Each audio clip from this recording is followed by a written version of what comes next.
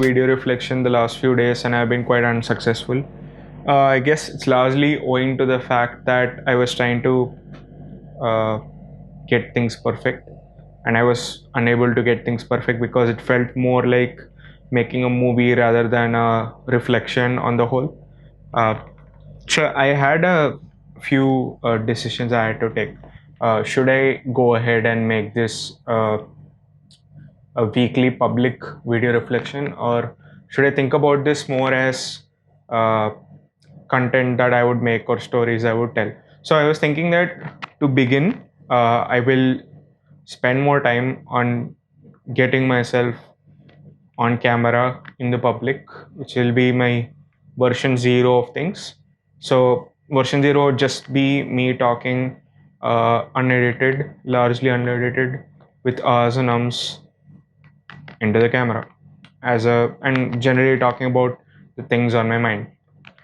So one thing that we have sorted out this week is the quality of video and audio. I have a small lapel mic as well as a better camera from last week.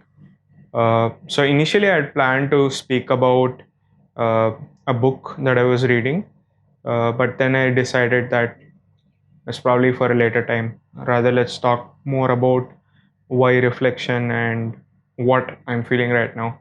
So when one thing that happened today was a friend of mine had shared a video of a guy who made a video reflection every single day of his life for an entire year. That was absolutely crazy, and I actually saw it. I felt like, whoa, that's amazing. And what he said was, at the time he realized that he wanted to build some degree of clarity about himself. I thought that if he were to I don't know where he got the idea of making a video of his entire life and covering all of it on camera, but he did, and I just figured out today that's nice. I'll probably share the link to that uh, with this video. In what I've been up to the last week. So the last week, I guess there's a gap of a week in terms of me putting out a video. That's because uh, I was busy making another video for a job application that I had applied to. So I thought, why not make a video for a job in a professional sense? That's pretty much why I had apprehensions of uh, making this movie type video, because that was highly scripted. I had a bunch of lines to say and I said them one line at a time and I recorded it. So I wanted to probably start with a few video reflections themselves before going ahead and making any content. So I figured out a setup for recording this video. So what I did this time was uh, computer here. I see a projection of my face on the computer, and I just talk into this, and I have my mic close to the source of my voice, which is originated here. So you're able to hear me clearly, and there is very little noise because I've turned off the fan and turned on the AC. That's pretty much the setup. It doesn't cost much to set up something like this. It just takes like one simple mic, which is 200 bucks, and you're done if you have a decent camera. I didn't have a decent camera earlier, so my phone was anyway out of order, so I had to buy a new phone. So this sort of helped out there. Got a better upgrade to my older phone. So one thing I figured out about reflecting on camera. So in general, when it comes to talking about my emotions, I find it easy to do in general. How are you feeling? I would probably respond saying that I'm feeling anxious, I'm feeling happy, or I'm feeling frustrated, or I'm feeling angry. But when it comes to doing that on camera, there is a distancing that happens. So I find that fascinating. So yeah, one more experiment which we are trying out is to actually see how public plus video reflection would feel like for someone doing it. A few friends of mine and I have been trying to understand that as well. And whatever I'm doing right now is like eating our own dog food. So I guess that's for later as well. So I'm not giving you too much information, am I? So let me talk about something at least. Okay, let me just talk about the book then. So I was reading this book. So Aldous Huxley's The Perennial Philosophy.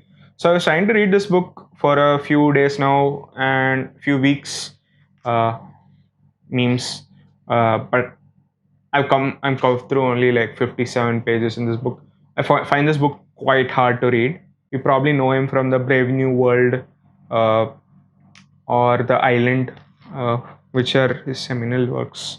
Uh, but the thing is, this book is totally different from all of his other books. This book is about him taking a lot of different texts, uh, religious texts, spiritual texts, commentaries on the world, commentaries on living, commentaries on philosophy, religion, and then putting them side by side and examining them. This is treated topically. So let me just give two better examples. Someone you might have heard about, Jalaluddin Rumi and Saint Augustine. Take both of those ideas, place them side by side, look at how two different people talk about good versus evil. That's the kind of stuff he does in this book. And the main reason I've been looking at this book is to probably get exposed to new people and ideas that I resonate with when treated in context. So, for example, one might be exposed to a few ideas about what is truth, what is good, what is evil, what is uh, what is self, what is the way to live, and the philosophies that we often carry are unitary or binary. But it is possible for people to have multiple philosophies that coexist, which might be in conflict with each other, but uh, one might take them in the light of agnosticism and say, okay, I am taking philosophy one, two, three, four together. I'm examining them. I might not have internalized all of them completely. I am testing them over time.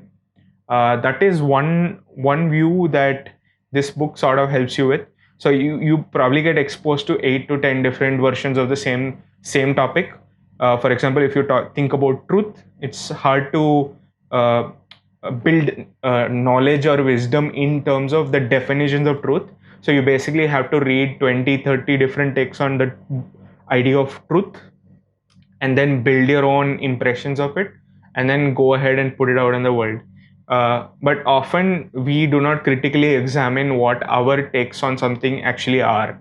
While this book sort of helps you take all the data that you have, put them together, place them on a table, uh, pick out what is more important than the other, help build knowledge and connect different bits of information, which bodies of philosophy go together with which ideas that you hold, and what ideas from philosophy uh, do not work in your set of virtues or in the context that you live in. Alongside this one, I'm reading two three others, but this is what I wanted to like spend more time on right now. That when you hope for perfection, nothing really happens. So I'm sorry that the next few weeks are gonna be mediocre in terms of presentation, but I'll make for it in the long run.